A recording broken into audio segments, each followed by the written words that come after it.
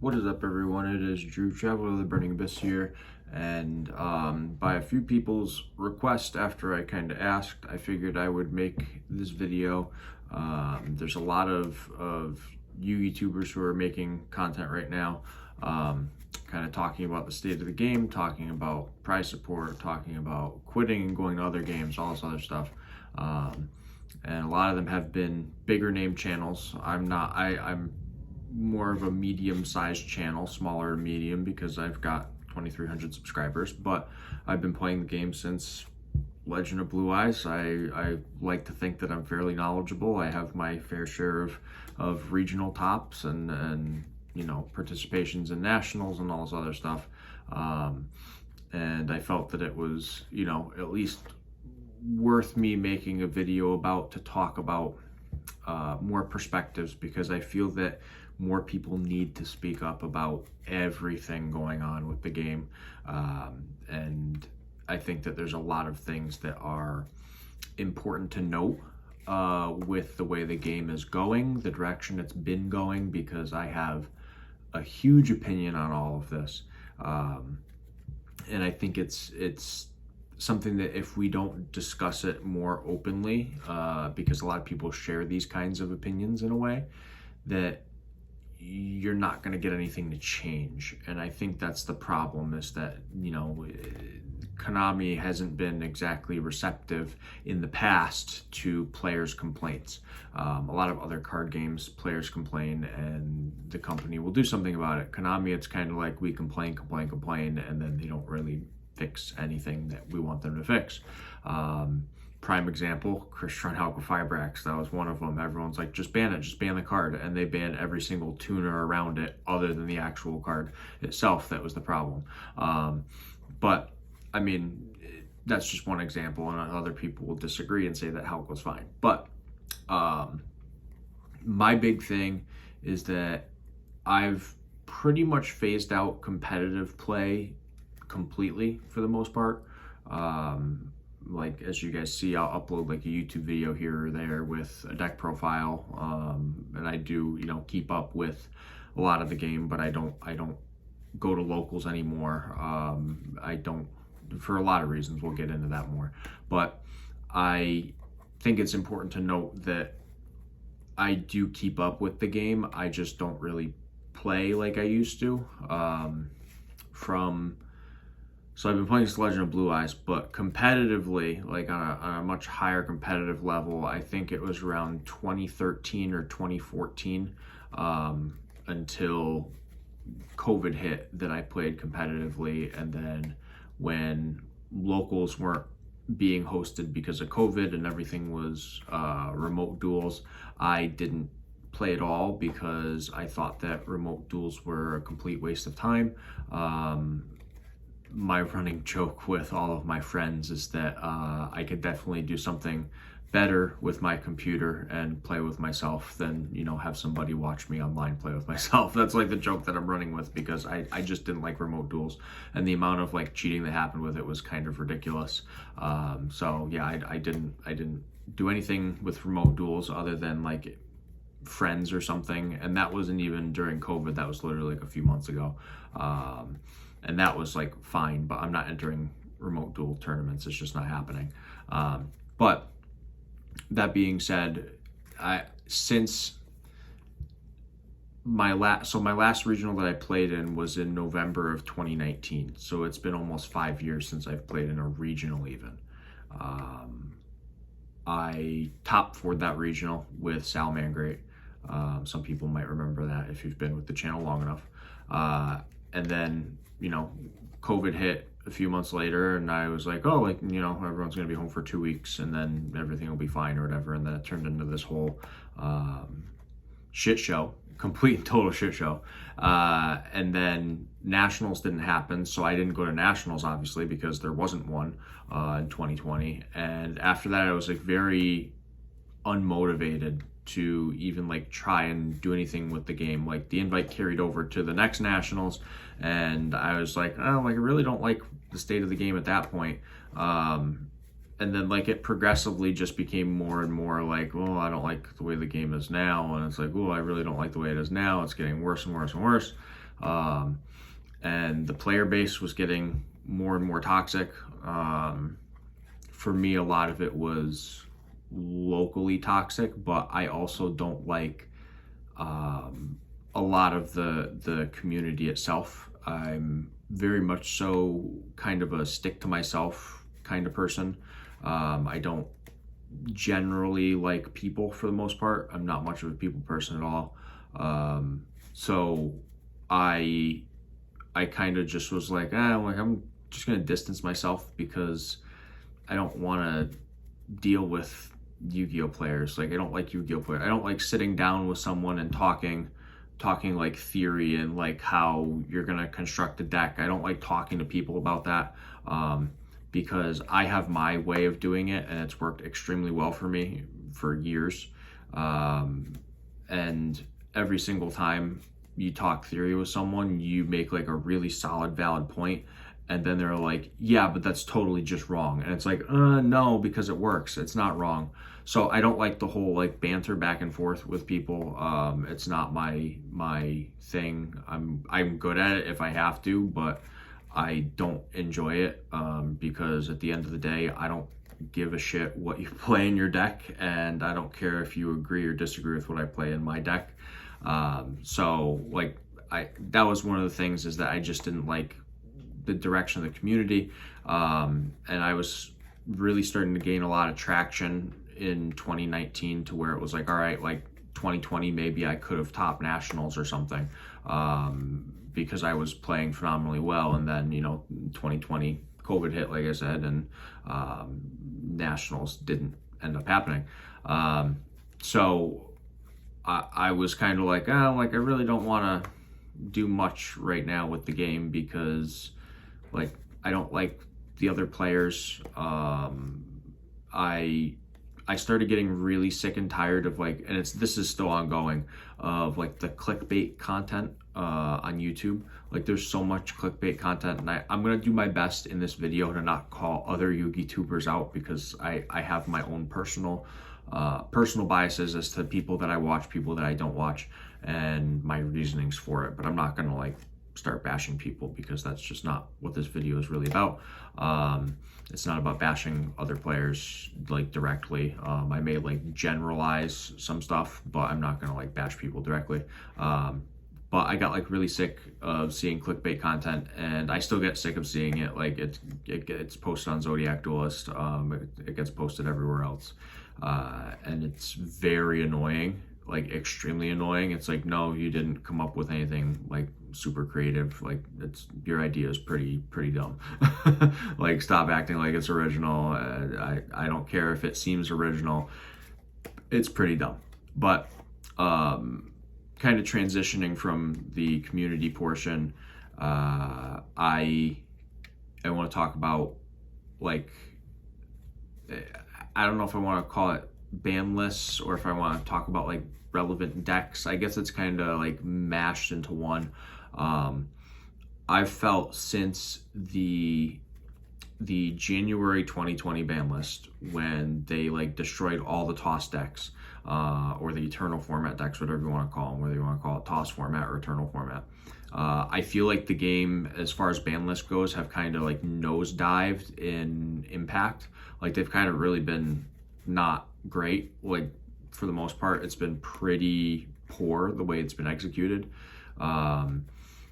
And because of that, the decks that are out and playable, I have like zero interest in playing most of the new stuff that rolls out.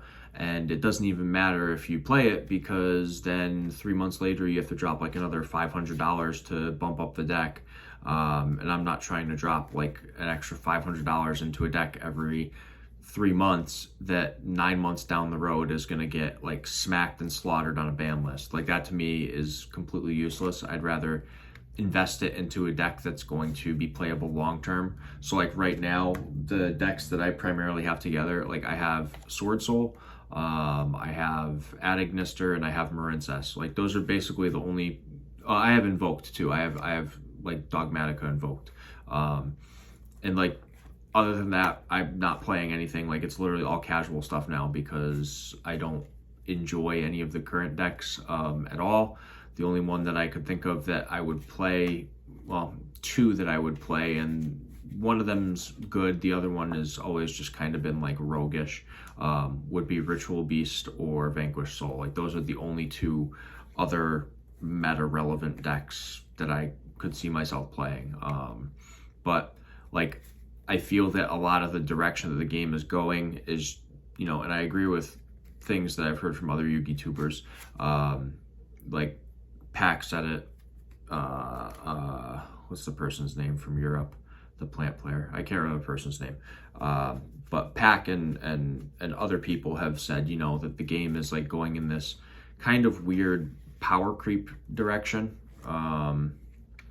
And I agree with that, because once that ban list hit in 2020 for the TOS format decks, shortly after, I believe Adamancipator and Eldritch came out. And Adamancipator was such like a power creep to all of the decks before it. It was pretty ridiculous.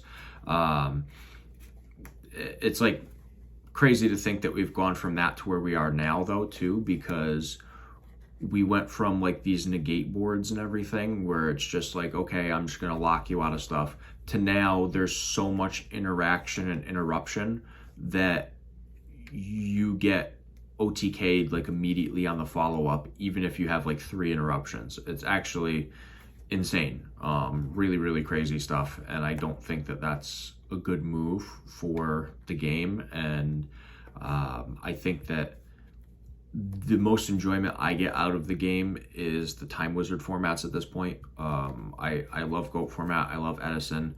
I've played a good amount of Hat format too. Hat format is one of my favorite formats.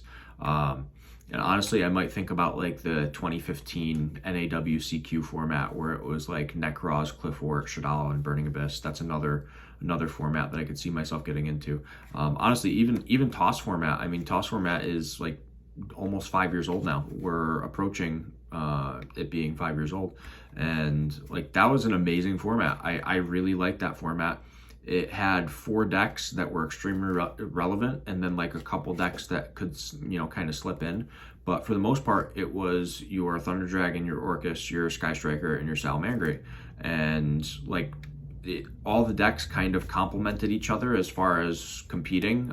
Even if Colossus was on the board, you could still play against the Colossus. There were plays that you could make that could out the Colossus. It was such a good time to be able to play the game, and I feel like since then it's gone downhill. And I think that the products that are being released just aren't doing it for me. They're kind of just like missing their mark. So the decks are not interesting to me, and like I said, I love Ritual Beast. Like that's one of my all-time favorite decks.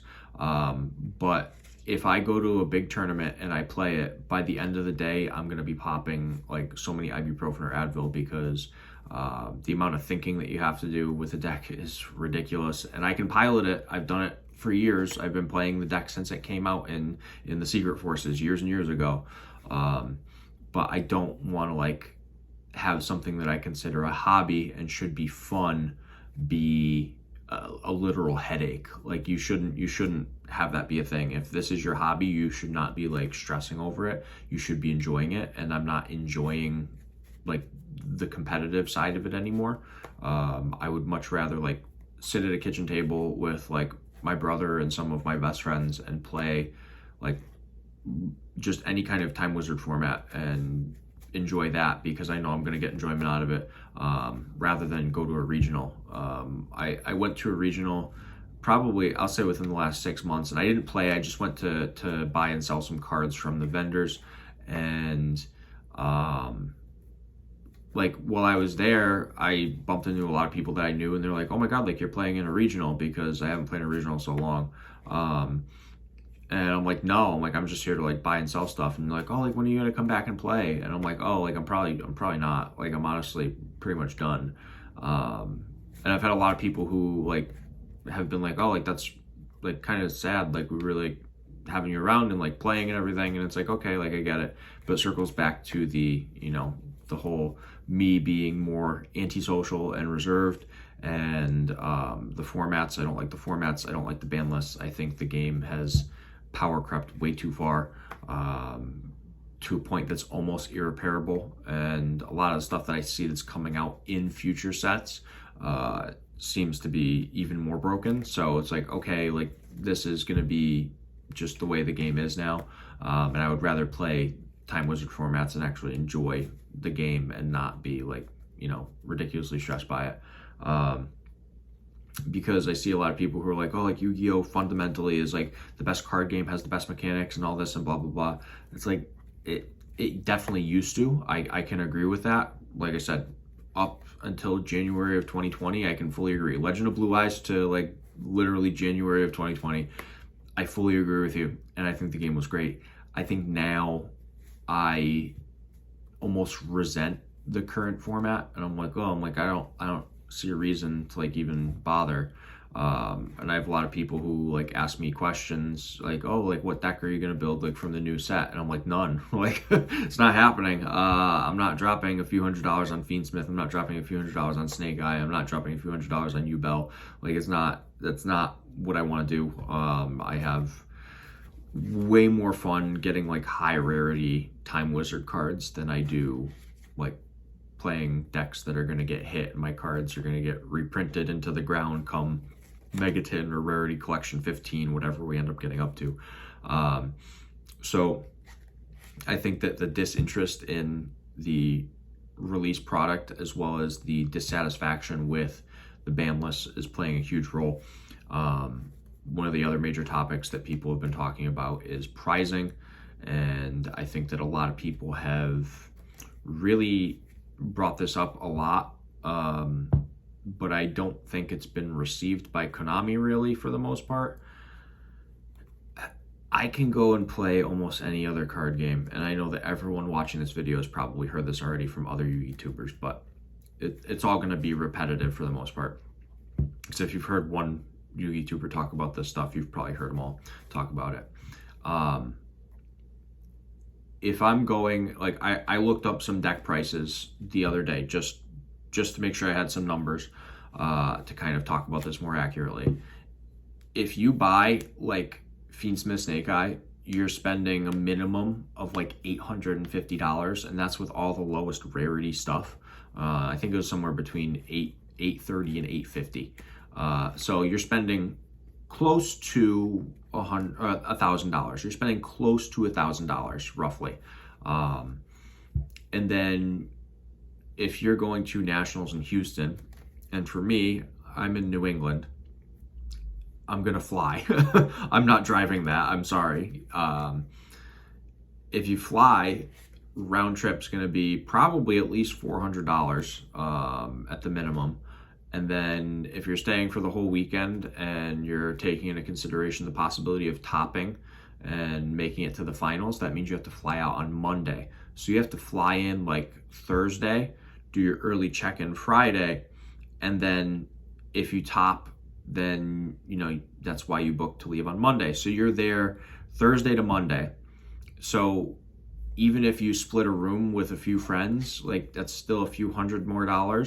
So now you're looking, and not add food into it. If you get a rental car, add the price of the rental car, all that other stuff. So you're looking at close to, if not over $2,000 to go. And like, if you do well at Nationals, it's like, okay, sure, if you get like first or second, your trip to Worlds is paid, and you get like a PS5, and you get like a bunch of booster packs and a play mat, a deck box. But like, I can go and play in a regional for Pokemon, and if I do that, like first place there gets like several grand in cash, which is crazy, on top of like booster boxes and everything and play mats. So I don't think that Konami doing the whole no cash prize thing is gonna hold up, because there's a lot of people who try and play this game for making a profit out of it. And honestly, the only way that I see people really making a profit out of it is not even pro players, because you're not making like any money from being the pro player realistically. You're making money from either streaming, or you're making your money from vending. Like that, if you're playing this game, those are essentially the only two ways that you can like game and make a living off of this game, which is kind of sad. You know, it's like, okay, your pro players should be able to win stuff that's actually like comparable to like what you're putting into the game. If you have a 2,000 plus person tournament and literally like making top 8 only gets you a Nintendo Switch, like you paid $30 to enter to win like a $200 system that pretty much everyone has now for the most part. If you play video games at all, you probably own a Switch already. So I don't think I fully get the appeal to dropping like $2,000 on a trip that at most, like if I go to a YCS, is going to net me like maybe $600 total in value. And that's not even what I'm going to get for it, because everyone's going to lowball me when I try and sell it.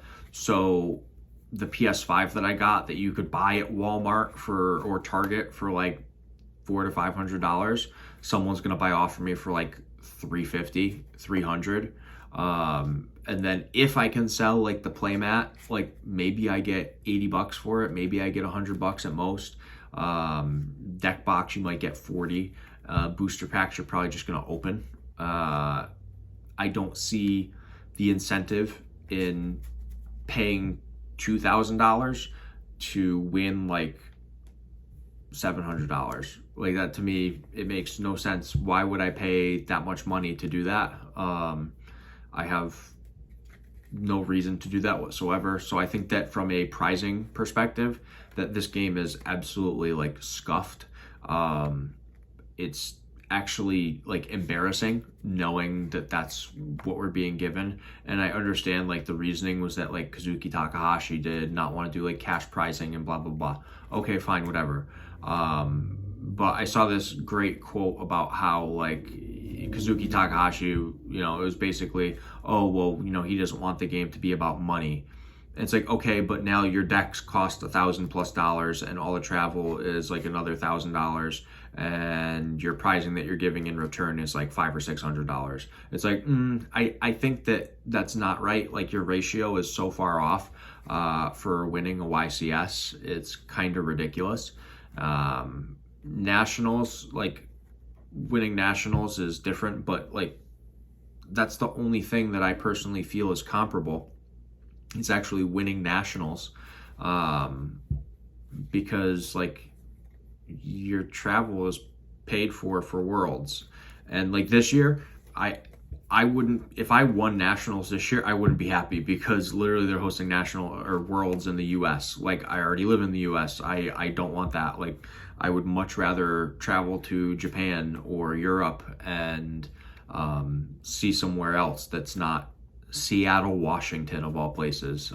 So like I feel that the fact that Worlds is also only like a Worlds competitor event this year is kind of ridiculous too. Years past, it's been, hey, you can like go to the World Championship even if you're not playing, and you can do all these activities that we're going to host and hold, and they're not doing that this year from what I've seen. So I think that the pricing is just honestly one of the biggest incentives. Like if I go to my locals, it's like $5 to enter my locals. I'm going to get a pack on entry. And then if I get first place, like I'd probably get like another 6 booster packs, maybe like 2 of them are OTS packs, and then the other 4, whatever the most current booster set is at the time. Which to me, if I get first place at the locals, that's more value that I'm pulling in than going and winning a YCS. Like I go and I spend $5, I get $16 worth of packs if I get first, and then I get my OTS pack on entry and 2 OTS packs if I like win the locals. So like that to me, that's like basically $30 worth of value, and I only put 5 in. That seems a lot better to me. And if I'm really, really good at the game and I'm winning every single locals I go to, my locals, they host for competitive, they host 3 competitive tournaments a week, 1 casual. So that's 4 a week. let's just say that I'm some sort of insane crazy player and I'm getting first place at every single local every single week. So I'm playing 4 locals a week, and I'm putting, let's say that it's just $10 entry just to make it a little higher, because some people's locals are more expensive. I'm spending $40 a week to enter locals, and I am tripling, if not quadrupling, that in my winnings. I'm making more in a year doing that, driving 20 minutes to my locals, than I am winning a YCS or even 2 YCSs. It's actually like kind of embarrassing, the ratio as to what you're getting out of it. So like, to me, the pricing is just absolutely like awful. I know that a lot of people have talked about it. I don't get why people are like coming to the defense of Konami on this matter. I don't understand why people think the game is in a healthy state. I really don't get that. I think that the card design is very poor. I think some of the lure that they do is cool with a lot of the cards, but I think that the overall gameplay is like, it's not even something that's viable for pro players anymore. And that's why you're seeing pro players leave, because they're like, all right, well, I didn't draw, X, Y, and Z cards because my opponent opened up a 1-card combo that can't even be stopped if I have like 2 or 3 hand traps. I have to literally floodgate them and make it so they can't like even play the game based off of that, which is insane. That's like not how it should be at all. I think that the game was, honestly, I think the game was even in a better spot when like all the full power Cash Tira stuff came out, like, because that offset tier limit completely, which was like really cool and really nice. And then I played in a case tournament. I can't remember what the set was, but I played Sword Soul, and like super fair tournament. I was like, oh, like this is actually pretty good. Like this is solid in a format where Cash Tira is technically the best deck. And I played against Cash Tira's, branded, all that other stuff, and like it was a decent format. But having like 1 or 2 decent formats over the course of 4 years is not like really acceptable. I think that that's kind of a really bad ratio, considering your format is supposed to quote unquote reset like every 3 to 4 months, depending on when a ban list drops. So I do have a problem with the way the game is. I don't currently have any intentions of returning to competitive play. I'm currently in the midst of trying to essentially just do Time Wizard content on the channel. But I mean, it all depends. If people want to see it, they want to see it. If they don't, they don't. But unless something really switches this game around, I don't see myself playing competitively anymore. I think it's a money pit, and I think that the player base does not help at all. I'll go on like a slight rant here before we get to the end, because I know I'm approaching like 30 minutes and I'm going to go over 30 minutes on this video. I think that pro players are kind of a big problem in the game. I'll go more specifically and say like teams are a problem. And sometimes it's not the whole team. Sometimes it's like a couple players on like a pro team. I see the lack of respect for up and coming players, and I see that a lot, where like an up and coming player does well, and when they do well, the pro players are like, oh, it's a fluke. Well, he just drew all the cards he needed, and that's why he beat me.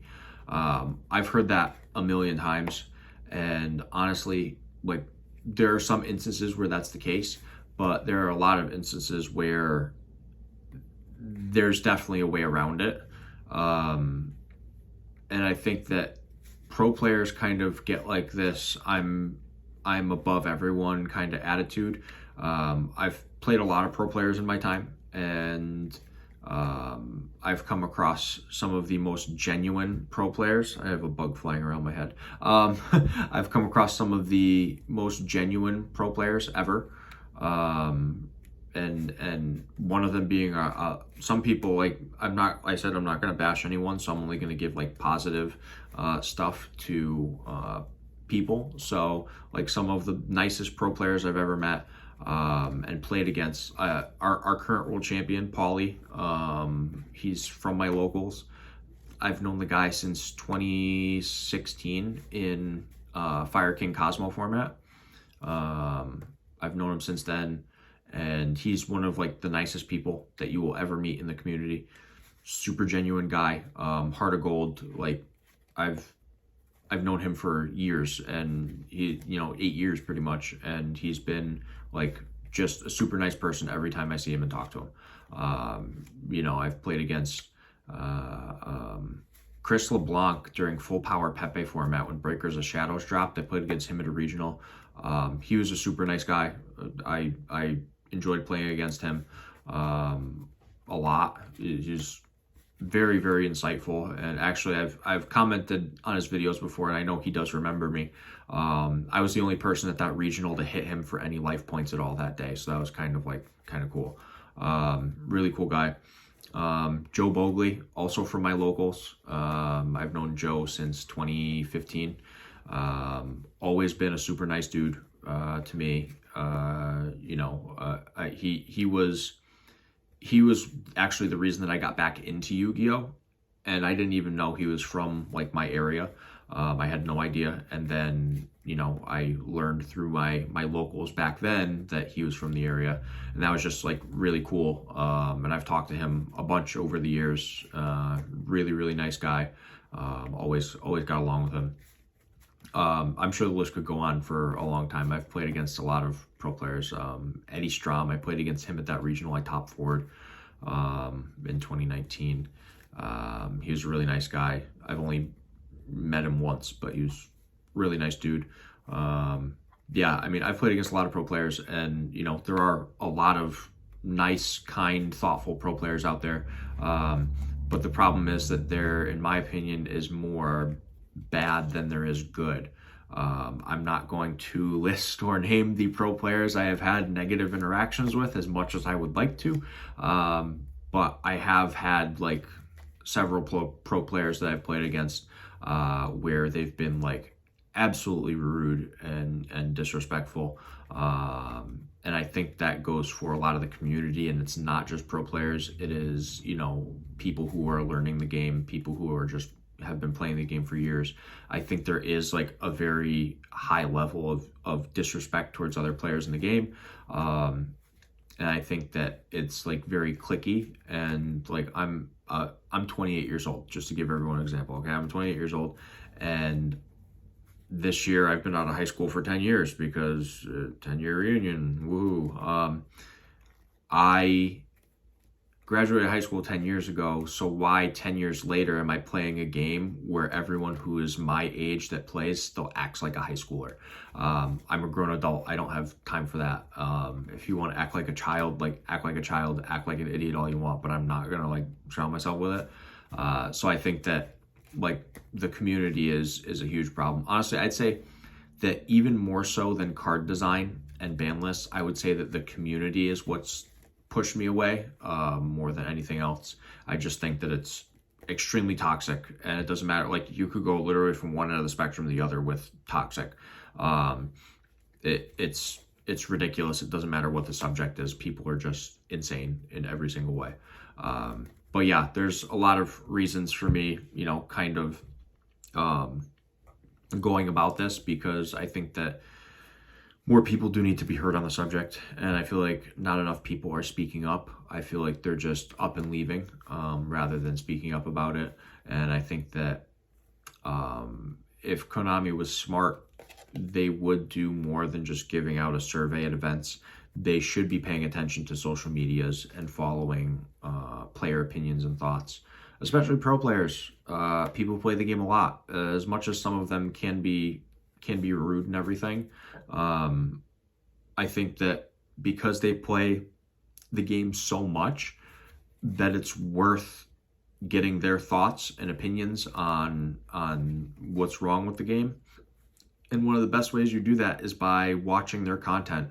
And as a company, like, you can't tell me that you don't have someone that can watch a pro player's videos and have another person sit with them and take notes and literally be like, okay, let's bring this to the board and see what we can do. Like, it's possible. There's nothing saying it's impossible. More than just a survey should be conducted at nationals. Like, I'm sorry, that's not enough. And people who make excuses saying that, oh, well, you should do more than just post on Twitter or YouTube or Facebook. Like, no, you should do more as a company and pay attention to us rather than us having to chase you down. You should be looking to us, not us having to look to you. Like, that's how you sell product to people. You need to find people to sell product to.